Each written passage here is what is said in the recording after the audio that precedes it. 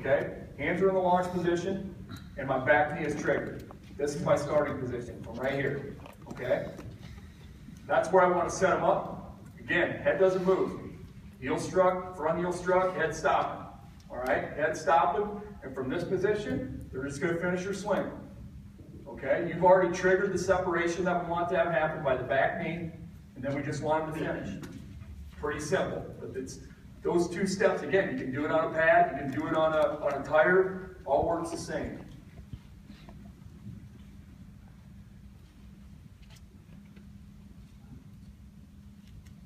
See that back knee's in, heels off, back heels off the arm. Probably can't really tell off that, but again, pretty simple. Hands in the launch, boom. Okay, good direction. Again, just trying to break down the swing a little bit, make sure it's kind of crossing through those checkpoints at various parts. Okay. Inside middle tee. This is something I use for guys with long swings. Okay.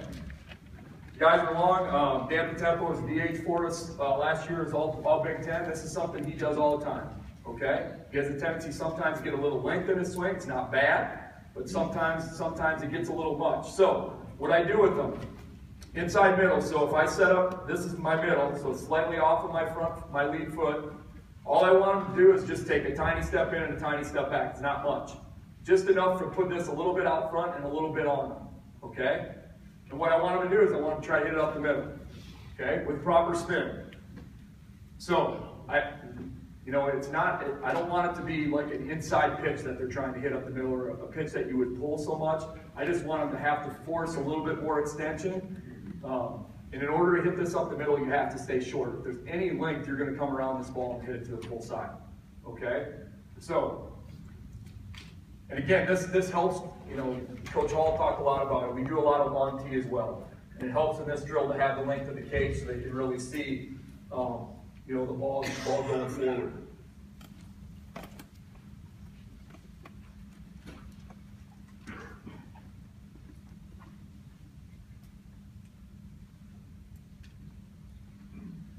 All right.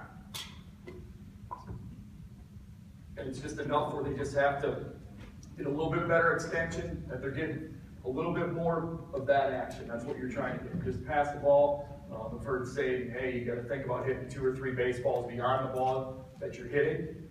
Again, just a drill to kind of help on that extension part. Again, if there's any length, all right, swing breaks down early, guys. As soon as you get to launch, that's when the crap's happening. If it's going south, that's when it's happening.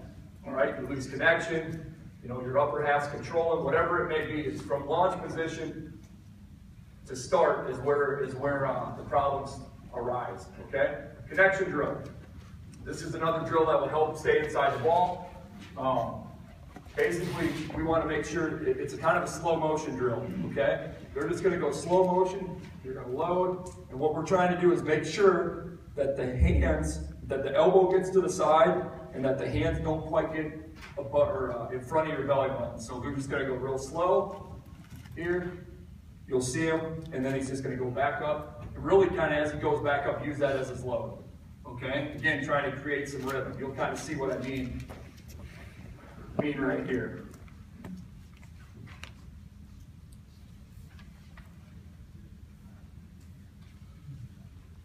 It's just real slow. But you see how he's using his lower half, and still mechanically, the swing is happening the way you want it to.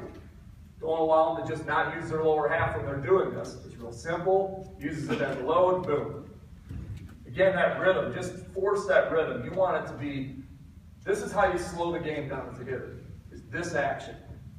The more controlled and slower you can, I don't want to say slow, but the more control that you have going back, the better chance you have to see the baseball. When this part gets fast, everything else gets fast as well. Okay?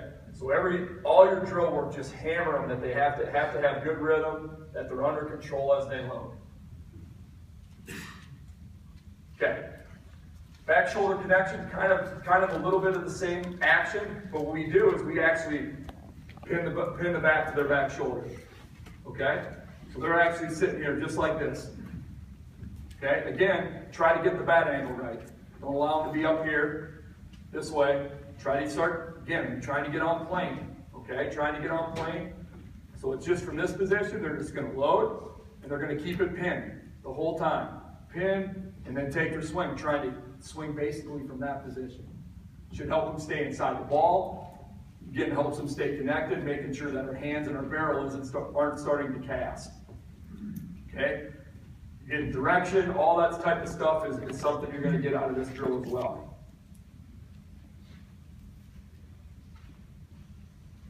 Nice and low, nice and easy on the load. Boom. All right? So, again, helps you stay inside the ball, helps with that connection. Your direction's always going to be good. And you can just see, just goes back to that rhythm. He's still got nice and under control to be explosive. Okay? Okay. This is something Jesse Druschel just started helping us out this past year. He brought this one into us. For guys with the front shoulder and front hip problems, okay? Meaning that's the first thing that goes. Okay? So one thing you can do with them, we just do a top hand, it's a top hand drill. All right? What you do is you actually put your lead hand out over the tee of the baseball. And what you're trying to do is you're trying to maintain your hand being in the same spot while going through your top hand swing. So it's like this. You're going to load the same way. Keep this there the whole time. You're going to take your swing and try to keep the hand in that same spot. So you're trying to keep the lead shoulder engaged and online. What we don't want is this. That first movement, the hand going away from over the ball, and we know that the lead shoulder is leaking. Okay? So you just want to keep it out over the baseball, there the whole time. Okay? It's a little awkward. It's not something you don't want to try to get after it. And anytime you're doing one-hand drills, your goal isn't really, maximum bat speed. Okay? You're working on kind of hand pass stuff. Okay?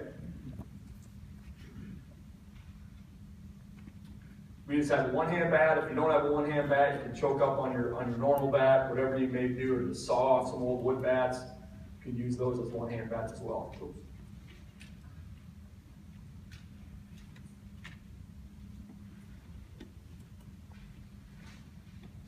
All right. So just trying to keep his lead shoulder right in there. Again, nice and easy, working in the middle of the field. Everything involves the load. Everything involves his rhythm. Okay.